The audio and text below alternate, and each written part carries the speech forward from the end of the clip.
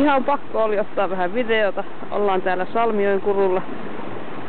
Jokainen Skyrimia pelannut saattaa tuntea jonkinlaista tarvetta käynnistää peliä.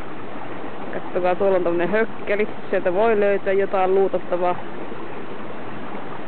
Maastohan on sen olosta, että kun Sabercatti tulee hetkenä minä hyvänsä.